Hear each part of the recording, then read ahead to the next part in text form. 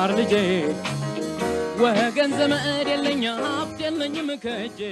ተማሪዎች እንዲሁም ሌሎች ተከታታዮቻችን እንደምንሰነበታችሁ። ይህ ከዋሸራ አካዳሚ የሚተላለፍ የ11ኛ ክፍል የስነ ህይወት ትምህርት ፕሮግራም ስርጭት ነው።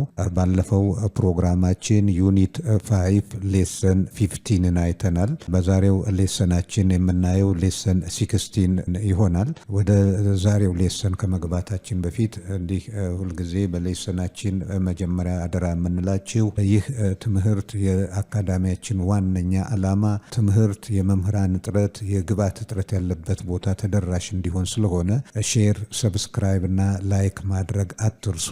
በዚህ ተባበሩን። እንዲህ ባለፈው ያየነው ስለ ታይፕስ ኦፍ ሴክሹዋሊ ትራንስሚትድ ኢንፌክሽየስ ዲዚዝስ ነበረ እና ፕሪቬንሽናቸውን እነኚህን በተመለከተ አይተናል። በተለይም እንግዲህ ይሄ ታይፕስ ኦፍ ሴክሹዋሊ ትራንስሚትድ ዲዚዝ 3 ኤጀንቶች ያሏቸው ወይም ባክቴሪያ ፓቶጂኖች፣ ባክቴሪያዎች፣ ቫይረሶች እንደዚሁም ፓራሳይቶች እንደሆኑ አይተናል። ከዛ በመጀመሪያ ያየነው ሌሰን 50 ላይ ባክቴሪያል ኢንፌክሽንስ ዲዚዝስ የሚለውን ነው። እንግዲህ በባክቴሪያ መንስኤነት የሚከተሉ ሴክሹዋሊ ትራንስሚትድ ዲዚዝስ ህመሞችን ነው ያየነው። እነኛንም አስመልክቶ የተለያዩ የህመም አይነቶች አይተናል። ካየናቸው ዋና ዋናዎቹ ባክቴሪያል ቫጂኖሲስ፣ ክላሚዲያ፣ ሲፊሊስ፣ ጎኖሪያ፣ ቻንክሮይድ እነኚህን አይተናል በዝርዝር።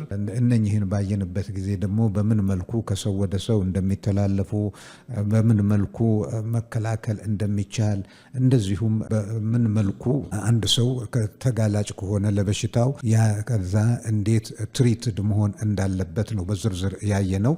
እንግዲህ እነኚህ በሽታዎች በቀላል የሚታዩ በሽታዎች አይደሉም። መሃንነትን የሚያስከትሉ የሰውነትን ኖርማል ፋንክሽኒንግ የሚያዛጉ ወይም ትክክለኛ ክንውን የሰውን አካሎቻችን እንዳያከናውኑ የሚያደርጉ እና መዘዛቸው ከበድ ያለ ስለሆነ በምን መልኩ መከላከል እንደምንችል፣ በአጋጣሚ ከተያዝን በኋላ ደግሞ በምን መልኩ ትሪትድ እንደምንሆን ነው ያየነው። እንግዲህ ትምህርት በምትማሩበት ጊዜ ይህንን አውቃችሁ ከዕለት ተዕለት ህይወታችሁ ጋራ በማገናዘብ ከእንደነኚህ አይነት ችግሮች ራሳችሁን እንድታደኑ እንድታቃልሉ ነው ማለት ነው። እንግዲህ ያንን አይተናል። በዛሬው ርዕስ ደግሞ የምናየው ሌሰን 16ን ይሆናል። ሌሰን 16 ቫይራል ኢንፌክሽን ዲዚዝስ። እንግዲህ በቫይረሶች አማካኝነት የሚተላለፉ ደግሞ የበሽታ አይነቶች አሉ። በተለይ የምናተኩረው ሴክሹዋሊ ትራንስሚትድ ዲዚዞችን ይሆናል። እነኛን እናያለን ማለት ነው በዛሬው ሌሰናችን።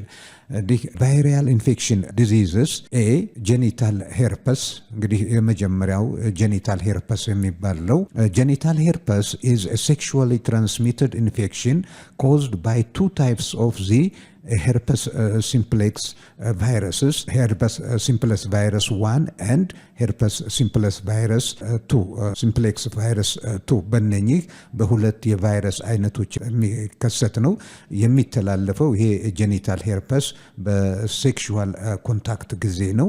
እንዲህ ደግሞ ሁለት አይነት ቫይረሶች አሉ ለበሽታው መንስኤ የሆኑት ወይንም ኮዘቲቭ ኤጀንት የምንላቸው።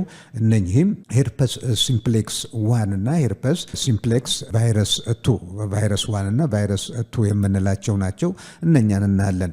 Human simplex virus 1 is a virus that affects the mouth and spreads through saliva or herpes related to sore around the mouth. እንግዲህ ይሄ በሽታ የሚተላለፈው ወይም የበሽታው መንስኤ ሂውመን ሄርፐስ ሲምፕሌክስ ቫይረስ 1 የሚባለው ነው። አፌክት የሚያደርገውና አፋችን አካባቢና ለስለስ ያሉ የሰውነታችንን ክፍሎች በምራቅ አማካኝነት በመተላለፍ የሚያጠቃ ነው። መቆጣት፣ የሰውነት መቆጣትን፣ አፍ አካባቢ መቆጣትን የሚያስከትል በቫይረስ የሚመጣ የበሽታ አይነት ነው ማለት ነው። ሁለተኛው ደግሞ ሂውመን ሲምፕሌክስ ቫይረስ 2 የምንለው ነው። ሂውመን ሲምፕሌክስ ቫይረስ 2 affects the genital, anal and the mouth, is transmitted through sexual intercourse. ይሄም እንግዲህ በሴክሹዋል ኢንተርኮርስ ከሰው ወደ ሰው የሚተላለፍ የበሽታ አይነት ነው። የሚያጠቃው ደግሞ የፊንጢጣን አካባቢ የመራቢያ አካልን አካባቢ የአፍ አካባቢን ያጠቃል። ይህንን በሚያጠቃበት ጊዜ እዚህ ጋር እንደምታዩት ጄኒታል ሄርፐስ ዲዚዝ ይህን አይነት የመጉረብረብ ሁኔታዎች ውሃ የመቋጠር ሁኔታ በሰውነት ላይ ያስከትላል ማለት ነው። ይሄ እንግዲህ ምልክቱ ነው። በሰውየው በዚህ ኢንፌክትድ የሆነ ሰው ቫይረሱ ኢንኩቤሽን ፔሪዱን እንደጨረሰ ምልክት ማሳየት ይጀምራል። ምልክቱ ደግሞ ይሄንን ይመስላል ማለት ነው። ቢ ጄኒታል ዋርትስ ይሄ ደግሞ ሌላኛው በቫይረስ የሚመጣ የህመም አይነት ነው። ጄኒታል ዋርትስ are sexually transmitted infections are caused by the human papilloma virus. Human papilloma virus can cause pain, discomfort and itching, affect the skin, mucus membrane, throat, cervix, anus and mouth, increase the risk of cervical and throat cancer, spread through sexual contact. እንግዲህ ይሄ ጄኒታል ዋርትስ የሚባለው በቫይረስ አማካኝነት የሚከሰት የህመም አይነት አንደኛ የመተላለፊያ መንገዱ ቀጥተኛ ሴክሹዋል ኮንታክት ነው። ሌላው የሚያስከትል መንስኤዎቹ ደግሞ ፓፒሎማ ቫይረስ የሚባሉ ናቸው። ሂውመን ፓፒሎማ ቫይረስ የሚባለው ነው። መንስኤው ደግሞ ህመም፣ ምቾት የማሳጣት፣ የማሳከክ የመሳሰሉ ኢፌክቶች አሉት። ከዛም በተጨማሪ ቆዳን፣ ሚውከስ ሜምብሬን በሰውነት የውስጣዊ አካል ውስጥ ያሉ ሜምብሬኖችን፣ ጉሮሮን፣ የሰርቪክስ የማህፀን ሰርቪክስን እንደዚሁም የፊንጢጣና አፍ አካባቢን የማቁሰል ወይንም የማጥቃት ባህሪ አለው። የዚህ በሽታ ደግሞ አስከፊነቱ በትክክልና በወቅቱ ሕክምና ካላገኘ የሰርቪካል ኦር ትሮት ካንሰር የጉሮሮና የሰርቪክስ የማህፀን የሴቶች የማህፀን ካንሰር ያስከትላል። ይሄ ካንሰር ደግሞ በወቅቱ ሕክምና ካላገኘ ለሞት የሚዳርግ ነው ማለት ነው። ስፕሪድ ስሩ ሴክሹዋል ኮንታክት እንግዲህ የሚተላለፈው ያው በሴክሹዋል ኮንታክት ነው። አንፕሮቴክቲቭ ሴክስ ነው ለዚህ የሚዳርገን። የቫይረሱን በምታዩበት ጊዜ ይህን የሚመስል ቅርጽ አለው። እንግዲህ የቫይረሶች ቅርጻቸው ትንሽ ኦድ የሆነ ቅርጽ ነው ያላቸው። እዚህ ጋር እንደምታዩት ዲዚዝ ኦፍ ሂውመን ፓፒሎማ ቫይረስ እዚህ እጁ ላይ እንዴት ተጉረብርቦታ ያላችሁ ይህን አይነት ክስተት እንዲከሰት ያደርጋል ማለት ነው ይሄ ህመም። ሶስተኛው ቫይራል ዲዝ ሲ ሞሉስከም ኮንታጂዮሰም። ይሄ ደግሞ ሞሉስከም ኮንታጂዮሰም የምንለው ይሄም ኢዝ ኤ ኮንታጂየስ ቫይራል ስኪን ኢንፌክሽን caused by poxvirus called molluscum contagiosum, affect both adult and children. እንግዲህ ይሄ ሞሉስከም ኮንታጂዮሰም የተባለው የቫይራል ዲዚዝ አይነት አንድ ስኪንን የሚያጠቃ ነው። የስኪን ኢንፌክሽን የሚያስከትል ነው። የበሽታው መንስኤዎች ደግሞ ፖክስ ቫይረስ ሆኖ ስሙ ሞሉስከም ኮንታጂዮሰም የምንለው ነው። እንግዲህ የራሱ ስያሜ አለው። አፌክት ቦዝ አደልት ኤንድ ቺልድረን፣ በህፃናት ላይም በአዋቂዎችም ላይ ሊከሰት ይችላል ይሄ ህመም ማለት ነው። ኮዘቲቭ ኤጀንት ሞሉስከም ኮንታጂዮሰም ቫይረስ ሚንስ ኦፍ ትራንስሚሽን ባይ ስኪን ቱ ስኪን ኮንታክት። ይሄኛው ከሌሎቹ ለየት ባለ መልኩ በሴክሹዋል ኢንተርኮርስ ሳይሆን ቆዳ ከቆዳ ጋራ በሚደረግ ንክኪ፣ በተለይ ፍራክቸር ያለበት አካባቢ ቫይረሱን ለመግባት አክሰስ ካገኘ ይሄ ቆዳ ከቆዳ ጋራ በሚደረግ ንክኪ ሊተላለፍ የሚችል የበሽታ አይነት ነው ማለት ነው። ሲምፕተምስ ይላል ምልክቶች ማለት ነው። ስሞል ራውንድ ፓምፕ ኤንድ ኢንዴንትድ ኦን ስኪን ዲስአፒሪንግ ሱን። እንግዲህ ይሄ ምንድነው? የዚህ የበሽታው የሞሉስከም ኮንታጂዮሰም ምልክቶች ክብ ክብ የሆኑ እብጠቶች በቆዳችን ላይ መፈጠር ነው። እነኚህ እብጠቶች ደግሞ አልፎ አልፎ የመሰንጠቅ የመቁሰልም ሁኔታ ሊያሳዩ ይችላሉ። ነገር ግን እነኚህ ነገሮች በቀላሉ ሊጠፉ ይችላሉ። ያ ጠፋ ማለት ግን ህመሙ ጠፋ ማለት አይደለም። እንዲህ ፕሪቬንሽን ኤንድ ትሪትመንቱ ፕሮቴክቲቭ ሰልፍ ሃይጂን ነው። ይሄን የራስን ንጽህና መጠበቅ እና ለቆዳ ያለው ንክኪ ኢንፌክትድ ከሆነ ሰው ጋር ባለማድረግ በሽታውን መከላከልና በሽታው የመያዝን እድል መቀነስ ወይንም ማጥፋት ይቻላል ማለት ነው። እንግዲህ የምታዩት ይሄ ልጅ በዛ ህመም የተጠቃ ነው ማለት ነው። አራተኛው ቫይራል ዲዚዝ ደግሞ ዲ ሂውመን ኢሚዩኖዲፊሽንሲ ቫይረስ Human immunodeficiency virus, HIV, is a virus that attacks the human immune system cells. Makes a person vulnerable to other infections and diseases. Infections advance in a stage, getting worse over time. Gradually destroys the human immune system and eventually cause acquired immunodeficiency syndrome. እንግዲህ እዚህ ጋር አሁን ያነበብኩላችሁ ምንድን ነው ይሄ ሂውመን ኢሚዩኖ ቫይረስ የምንለው በቫይረስ የሚያጠቃው የሰውነትን የመከላከያ ሰውነትን ከበሽታ የሚከላከሉልንን ሴሎች ነው በዋነኛነት የሚያጠቃው። እንግዲህ ይህንን በሚያጠቃበት ጊዜ ደግሞ ያ ሰው የሰውነቱ መከላከያ ሴሎቹ የተጠቃበት ሰው በቀላሉ ለተለያዩ ኦፖርቹኒስት በሽታዎች ተጋላጭ እንዲሆን ያደርገዋል። መቋቋም አይችልም። ከጉንፋን ከቀላል እንደ ጉንፋን እንደቀላል ነው የምንወስደው። ከጉንፋን ጀምሮ ያሉት በሽታዎች መቋቋም እንዳይችል ያደርገዋል። ኢንፌክሽን አድቫንስ፣ ይሄ ደግሞ ኢንፌክሽኑ ቀስ በቀስ ነው ዴቨሎፕ እያደረገ የሚሄደው ስቴጅ ባይ ስቴጅ ማለት ነው። ቀስ በቀስ በሰውነታችን ውስጥ እየተሰራጨ የህመም የሚያስከትለውም ጉዳት እንደዛው እየጨመረ የሚሄድ ነው። ስቴጅ ባይ ስቴጅ ነው ማለት ነው። እንግዲህ መጨረሻው ላይ በሚደርስበት ጊዜ አጠቃላይ የሰውነትን የመከላከል አቅም በማጥፋት አንድ ሰው ቀላል ለሆኑ በሽታዎቹንም መቋቋም ያቅተዋል። እንግዲህ ይህንን በሚያቅተው ጊዜ ሰውየው ምን ደረጃ ላይ ደረሰ እንላለን? አኳየርድ ኢሚዩኖዲፊሽንሲ ሲንድረም ኤድስ ደረጃ ላይ ደረሰ ማለት ነው። ይሄን አይነት ባህሪ ነው ያለው የኤችአይቪ ኤድስ በሽታ። Human immunodeficiency virus belong to class of virus known as retroviruses. Attack a specific type of the immune system called CD4 helper cells or T cells and ribosomes, Golgi apparatus, and endoplasmic reticulum organelles. Weakens the body, makes the body harder to fight off infection and destroys. እንግዲህ ይሄ እንትን ቫይረስ ሂውመን ኢሚዩኖ ዲፊሽንሲ ቫይረስ የምንለው በቫይረስ አማካኝነት የሚከተል በሽታ ነው ብለናል። የቫይረሶች ደግሞ የየራሳቸው አይነት ዝርያ አላቸው። ኤችአይቪ ኤድስን የሚያስከትለው የቫይረስ ዝርያ ሬትሮ ቫይረስ የምንለው ነው። ይሄ ሬትሮ ቫይረስ ደግሞ የሚያጠቃው የሰውነታችን ክፍል የሰውነት በሽታን የሚከላከሉ ሴሎችን CD4 የምንላቸውን ወይንም ሄልፐር ሴልስ የምንላቸውን እንዲሁም ቲ ሴልስ የሚባሉትን ነው የሚያጠቃው። ከነኛ በተጨማሪም በሴሎቻችን ውስጥ ያሉ ኦርጋኔሎች እንደ ራይቦሶም፣ ጎልጂ አፓራተስ፣ ኢንዶፕላዝሚክ ሬቲኩለም የመሳሰሉትንም ያጠቃል ማለት ነው። ከዛ ዊክንስ ዚ ቦዲ ሜክስ ዚ ቦዲ ሃርደር ቱ ፋይት ኦፍ ኢንፌክሽን ኤንድ ዲስትሮይ።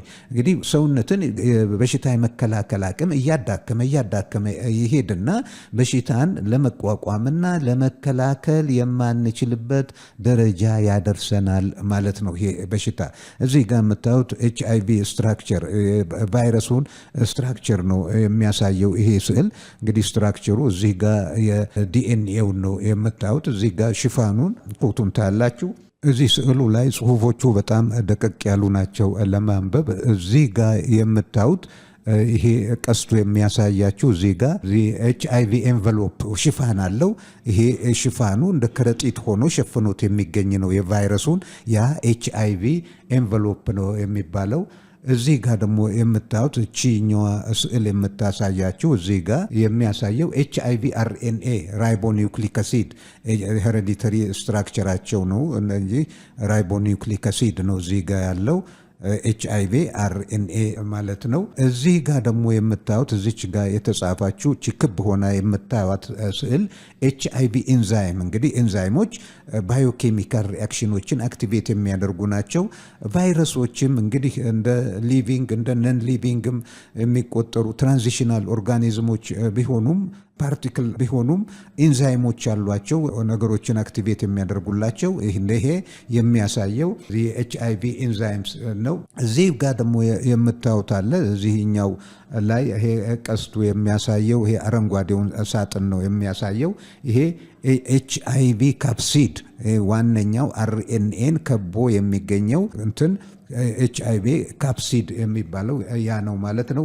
እዚህ ጋር የምታዩቸው ደግሞ እዚህ ጋር ክብ ክብ መስለው የሚታዩት HIV ግላይኮፕሮቲንስ HIV ግላይኮፕሮቲንስ እነኝህን ያሳያል ማለት ነው። ይሄ ስዕል እንግዲህ የኤችአይቪ ቫይረስ ሬትሮቫይረስን ስትራክቸር በምታዩበት ጊዜ ከሞላ ጎደል እነኝህን ክፍሎች የያዘ ነው። የቅርጹ አይነት ሊለያይ ይችላል፣ ግን ይዘቱ ከሞላ ጎደል ይሄ አሁን ያነበብኩላችሁን አይነት ይዘት ያለው ነው ማለት ነው። There are 3 stages of HIV infections። እንዲህ 3 ስቴጆች ያሉ የኤችአይቪ ኢንፌክሽን በሚከሰትበት ጊዜ በስቴጅ ነው ዴቨሎፕ የሚያደርገው። ያንን እናያለን።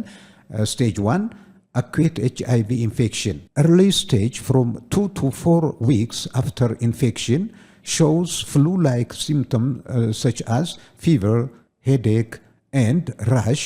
Stage at which HIV multiply rapidly and spread throughout the body. እንግዲህ እዚህ ጋር ምንድነው ስቴጅ 1 ላይ ይሄ አኩዊት ኤችአይቪ ኢንፌክሽን የምንለው ነው የመጀመሪያው ስቴጅ። እንዲህ ይሄ የመጀመሪያው ስቴጅ ከ2 እስከ 4 ሳምንታት ኢንፌክትድ ከሆነ አንድ ሰው ከ2 እስከ 4 ሳምንታት ባሉት ጊዜያት ውስጥ የሚከሰት ነው። ይሄም በሚከሰትበት ጊዜ ምልክቱ ይሄ ቀላል ፍሉ የመሰለ ትኩሳት ያለው ራስ ምታት ያለውና እፊት ላይ ራሽ የሚፈጥር በሰውነት በቆዳ ላይ ችፍታ አይነት ነገር ያስከትላል። ስቴጅ አት ዊች ኤችአይቪ መልቲፕላይ ራፒድሊ እንግዲህ ቫይረሶቹ ደግሞ በጣም የሚራቡበት እና በሰውነታችን ውስጥ የሚሰራጩበት ወቅት ነው ማለት ነው። ይሄ መጀመሪያው አኩዌት ኤችአይቪ ኢንፌክሽን ስቴጅ የምንለው the virus attacks and destroys the infection fighting CD4 cells T lymphocytes of the immune system። እንግዲህ ይሄ ደግሞ ቫይረሱ በዋነኛነት የሚያጠቃው CD4 ሴልስ የምንላቸውን ወይንም T lymphocytes ሰውነታችን በሽታን ለመቋቋም የሚያስችሉ የነጭ የደም ሴል አይነቶችን ነው ማለት ነው የሚያጠቃው። ሁለተኛው ስቴጅ 2 ክሮኒክ ኤችአይቪ ኢንፌክሽን። ክሮኒክ ኤችአይቪ ኢንፌክሽን is a second stage from 1 to 7 years. Is also called asymptomatic HIV infection or clinical latency, at which HIV continues to multiply in the body and usually advance to AIDS. እንዲህ ይሄ ደግሞ ሁለተኛው ስቴጅ ክሮኒክ ኤችአይቪ ኢንፌክሽን የምንለው ሲሆን ይሄ ሁለተኛው ስቴጅ ከ1 ዓመት እስከ 7 ዓመት ባሉት ጊዜያቶች ውስጥ የሚከሰት ነው። እንግዲህ ልብ አድርጉ፣ ኤችአይቪን ከሌሎቹ በሽታዎች የከፋ የሚያደርገው ምልክቱ ይታያል፣ ይጠፋል፣ ሳናቀው እስከ 7 ዓመት ሊቆይ ይችላል ሲሪየስ የሆነ ነገር ሳያስከትል። በዛን ወቅት ግን ያ ሰው ጤነኛ ነኝ ብሎ ራሱ ስለሚገምት በሽታውን በቀላሉ ከሰው ወደ ሰው ሊያስተላልፍ ይችላል። የታቀበ ካልሆነ ያ ሰው ጥንቁቅ ካልሆነ ፕሮቴክቲቭ ሴክስ የማያደርግ ከሆነ ከሰው ወደ ሰው የማስተላለፍ እድሉ ከፍተኛ ስለሆነ ይሄ በጣም አደገኛ ያደርገዋል። እንግዲህ ይሄ የሚከሰት ምልክት የሚታየው ከ1 ዓመት እስከ 7ኛው ዓመት ባለው ጊዜ ውስጥ ነው። ይሄ ክሮኒክ ኤችአይቪ ኢንፌክሽን አሲምፕቶቲክ ኤችአይቪ ኢንፌክሽን ኦር ክሊኒካል ሌተንሲ ተብሎ ይጠራል። ይሄም ስያሜ አለው ማለት ነው። እና መጨረሻ ላይ ይሄ ሁለተኛው ስቴጅ ወደ ኤድስ ደረጃ ነው የሚደርሰው ማለት ነው የሚሄደው። ሶስተኛው ስቴጅ አኳየርድ ኢሚዩኖዲፊሽንሲ ሲንድሮም ኤድስ የምንለው ነው። ዚስ ስቴጅ ኢዝ ዘ ፋይናል ስቴጅ ፍሮም 10 years and above the most severe stage of HIV። እንግዲህ ይሄኛው የመጨረሻው ደረጃ ኤድስ የምንለው ነው። ይሄ የመጨረሻው ከ10 ዓመታት በኋላ ወይም ከዛም በላይ አንድ ሰው ኑሮ የተመቻቸ በስራም በምንም ጉዳት የሌለበት ሰው ከሆነ ለረጅም ጊዜ ኬሪየር ሆኖ ሊቆይ ይችላል ጤናማ መስሎ። ጉዳት ያለበት ሰው ደግሞ በአጭር ጊዜ ውስጥ ይሄ የመጨረሻው የበሽታ እንትን ሊከሰት ይችላል። እንግዲህ ምቹ የኑሮ ሁኔታ ያለው ከ10 እና ከዛ ዓመት በላይ ዝም ብሎ ኬሪየር ሆኖ በበሽታው ምልክቶች በጎላ መልኩ ሳይታይበት ሊቆይ ይችላል ማለት ነው። ይሄ እንግዲህ የመጨረሻውና አደገኛው ደረጃ ነው ማለት ነው። አደገኛ ደረጃ ደግሞ በሕክምና መቋቋም ካልተቻለ ወደ ሞት የሚዳርግ ነው ማለት ነው። ይሄ የመጨረሻው ኤድስ ደረጃ ኢንፌክሽን at which HIV severely damage the immune system, stage at which the body cannot fight opportunistic infections such as tuberculosis, tumor, and the number of the CD4 decreases fewer than 200 ሴል ፐር ኪዩቢክ ሚሊሜትር። እንግዲህ ይሄ በዚህ በሶስተኛው ደረጃ ላይ በጣም አደገኛ የሆነው ደረጃ ነው። በዚህ ደረጃ ጊዜ አንድ ሰው እዚህ ደረጃ ላይ ከደረሰ ቀላል የሆኑ ኦፖርቹኒስት የምንላቸውን ህመሞች እንደ ሳምባ ነቀርሳ ያሉ እንደ ቲዩመር የመሳሰሉትን መቋቋም የማይችልበት ደረጃ ላይ ይደርሳል። ከዛም በተጨማሪ የሰውነት መከላከያ CD4 ሴሎቹ ቁጥር በጣም ይወርድና እስከ 200 ሴሎች ፐር ሚሊሜትር ኪዩቢክ ሚሊሜትር በአንድ ሚሊሜትር ውስጥ 200 ሴሎች ይኖራሉ ማለት ነው። ልብ አድርጉ። ይሄ እንግዲህ the healthy immune system CD4 counts are between 500 to 1600 cells per cubic millimeter። እንግዲህ ይሄ ኖርማል ሰው ላይ ጤናማ ሰው ላይ ከ500 እስከ 1600 CD4 ሴሎች ሊኖሩ ይገባል ወይንም ይኖራሉ። ኤድስ ደረጃ የደረሰ ሰው ግን ከ200 በታች ይሆናል። ያ በሚሆንበት ጊዜ በሽታን በምንም አይነት መቋቋም አይችልም። ይሄም በሚሆንበት ጊዜ እንግዲህ ግፋ ቢል በዚህ ደረጃ ላይ ያለ ሰው ሊቆይ የሚችለው without treatment people with AIDS typically survive about 3 years ከ3 ዓመት በላይ ሊኖር አይችልም ማለት ነው። እንግዲህ 3 ዓመትም እድለኛ ከሆነ ነው። እንዲህ አሁን ሕክምናውን ካደረገ ከዛም በላይ ሊኖር ይችላል። እዚህ ጋር የምታዩት ግራፍ መጽሐፋችሁ ላይ ያለ ነው። ፊገር 535 ይሄ ምንድነው የሚያሳየው? የኤችአይቪ በምን መልኩ ስርጭቱ እንትን እንደሚለው ፕሮግረሱን ነው የሚያሳየው በሰውነት ውስጥ። እዚህ ጋር ፕራይመሪ ኢንፌክሽን ይላል። እዚህ ላይ የሚያሳየው ፕራይመሪ ኢንፌክሽን ነው። ከዛ አኩዌት ኤችአይቪ ሲምፕተምስ እዚህ ጋር ያሳያል። እንደዚህ እያለ የእድገት ሁኔታዎቹን ያሳያል። ይሄንን በዝርዝር ከመጽሐፋችሁ ላይ ማየት ትችላላችሁ። ያንን አሁን ያነበብኩላችሁን በግራፍ መልክ ነው የሚያሳየው ማለት ነው። በመቀጠል የምናየው የቫይራል ዲዚዝ ደግሞ ሄፓታይተስ ቢ ኢን ይሆናል። Hepatitis B is a viral infection that attacks the liver, cause both acute and chronic liver disease. After infection, the virus remains in the semen, blood, and other body fluid.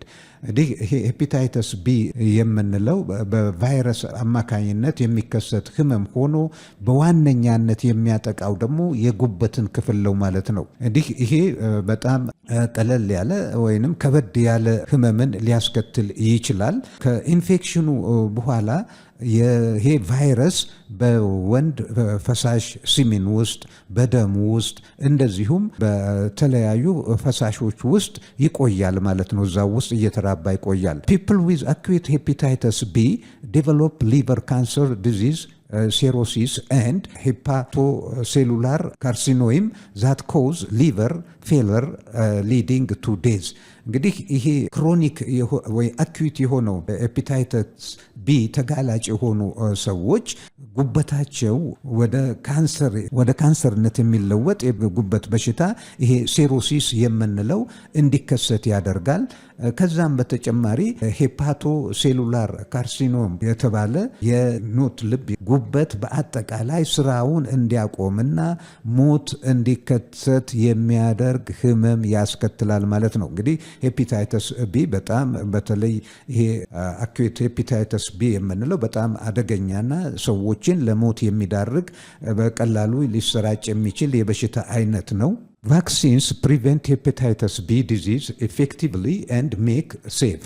እንግዲህ ይሄንን በሽታ በክትባት በቀላሉ መዳን ይቻላል ወይም መከላከል ይችላል፣ ክትባት በመውሰድ ማለት ነው። Causative agent virus, means of transmission, sexual contact with infected person, use of non-injections, puncturing the skin with sharp objects, infected with virus, blood and body fluids። እንግዲህ የበሽታው መንስኤ ቫይረስ ነው። የመተላለፊያ መንገዶቹ ደግሞ ሴክሹዋል ኮንታክት ከታመመ ጋር ህመሙ ካለበት ሰው ጋር ሴክሹዋል ኮንታክት አንፕሮቴክትድ ሴክስ ማድረግ ነው ማለት ነው። ከዛም በተጨማሪ መርፌ በስተራላይዝድ ባልሆነ መርፌ በጋራ መጠቀም ይሄም ሊያመጣ ይችላል። ሌላኛው ቆዳችንን ኢንፌክትድ በሆኑ ሹል ነገሮች የሚበሳ ከሆነ ስንቆርጥ ምን ስንል የመጫጫር ነገር ካጋጠመ ይሄም ሊተላለፍ ይችላል። ከዛም በሰውነት በደም እና በሌሎች የሰውነት ፈሳሾች ከሰው ወደ ሰው በመተላለፍ ሊመጣ ይችላል ማለት ነው፣ ሊተላለፍ ይችላል። ሲምፕተምስ ምልክቶቹ yellowing the skin and eyes, dark urine, ኤክስትሪም ፌቲግ፣ ናውሲ፣ ቮሚቲንግ ኤንድ አብዶሚናል ፔን። እንግዲህ ምልክቶቹ የቆዳ ቢጫ መሆን፣ የአይን እንደዚሁም ቢጫ መሆን። እንግዲህ ብዙውን ጊዜ እኛ ይሄንን የወፍ በሽታ እያሉ በዘልማድ የሚጠራው ነው። ቆዳን ቢጫ የሚያደርግ የአይንን እንትን ቢጫ የሚያደርግ ከሆነ እንትኑን ያ ምልክቱ ነው። ከዛም በተጨማሪ የሽንት መጥቆር፣ ከባድ ድካም፣ የማቅለሽለሽና የማስመለስ እንደዚሁም የሆድ ህመም የመሳሰሉት የዚህ የሄፓታይተስ ቢ አኩት ሄፓታይተስ ቢ ምልክቶች ናቸው ማለት ነው። ፕሪቬንሽን ኤንድ ትሪትመንት ፕሮቴክቲቭ ሴክሹዋል ኮንታክት ኤንድ ሴፍ ፍሮም ኤኒ ኮንታክት ኦፍ ቦዲ ፍሉዊድ ኦር ኮንታሚኔሽን። እንግዲህ እዚህ ጋር በሽታውን መከላከል የምንችለው በግብረ ስጋ ግንኙነት ጊዜ ይሄ ኢንፌክሽየስ ዲዚዝን የሚከላከል አጠቃቀምን መጠቀም ነው። የግድ ከሆነ ፕሮቴክቲቭ ሴክሹዋል ኮንታክት ማለት ያ ማለት ነው። ከዛም በተጨማሪ በተበከሉ ፈሳሾች ጋራ ደምም ሆነ ሌላ ፈሳሽ ጋራ ንክኪን ማቋረጥ ነው። እንዲህ በአጋጣሚ ኢንፌክትድ ከሆነ ደግሞ ሄፓታይተስ ቢ ይሄ ጉበታችንን ነው የሚያጠቃው። ቫይረሶቹ እዚህ ጋር እንደምታዩት ነው። ይሄ ጉበት በዚህ ተጠቅቶ በአግባቡ ትሪት የማይሆን ከሆነ ወደ ሴሮሲስ ደረጃ ወደ ጉበት ካንሰርነት ይለወጣል። ጉበት ካንሰሩ ደግሞ የማጠቃለያው ሞትን ነው ማለት ነው። ይሄን ያስከትላል። እንግዲህ በዛሬው ሌሰናችን የተለያዩ ቫይራል ዲዚዞችን አይተናል። በአጠቃላይ የመተላለፊያ መንገዳቸውን፣ ኮዘቲቭ ኤጀንቶቹን እንዴት ትሪት ማድረግ እንደሚገባ እነኚህን ነው በዝርዝር ያየ ነው። እንዲህ የዛሬውን ሌሰን በዚህ የምናበቃ ይሆናል። በሌሰናችን ማብቂያ ደግሞ አደራ የምንላችሁ በዚህ ትምህርት አሰጣጥ ላይ ሊደረግ ይገባል የምትሉትን የማሻሻያ ሀሳብ ፊድባክ እንድትሰጡን ነው። በተረፈ በሚቀጥለው ሌሰን እስክንገናኝ ደህና ሁኑ፣ ደህና ሰንብቱ ተማሪዎች፣ እንደዚሁም ሌሎች ተከታታዮቻችን።